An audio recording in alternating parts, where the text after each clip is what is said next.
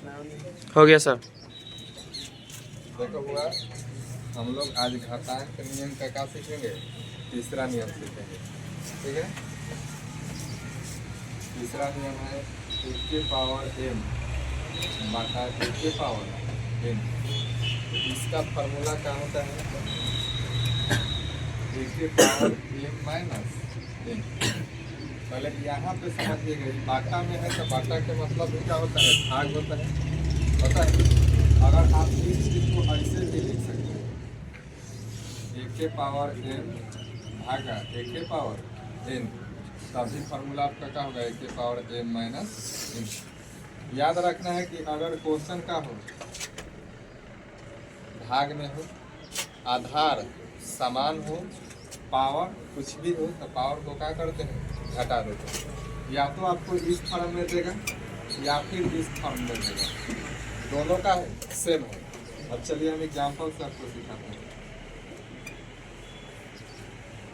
देखो 3 के पावर 4 बटा 3 के पावर 3, ठीक है? तो फार्मूला आपके सामने यहाँ पे है, क्या होता है? a के पावर m माइनस n। तो हम इस फार्मूला पे क्या करेंगे?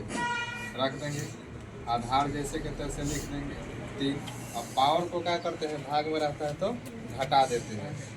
तो पावर दिखाइए 4 माइनस 3, घटेगा तो 3 के पावर 1। ये पावर क्या दर्शा रहा है कि 3 को एक बार लिख के गुना कीजिए, तो 3 के पावर 1 के मतलब 3। जैसे अगर मान लीजिए 1 के क्यूब कीजिएगा तो 1 ही आता है।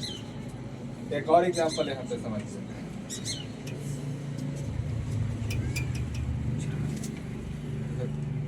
अब हम इस फॉर्म में लिखेंगे, ठीक है? जैसे 5 के पावर 6 भागा 5 के पावर 3, इस फॉर्म में लिखे है ना क्वेश्चन को। तो देखिए आधार क्या है? समान है, तो आधार को जैसे के तैसे हम क्या करेंगे? लिख देंगे। क्वेश्चन भाग में है तो पावर को क्या करते हैं?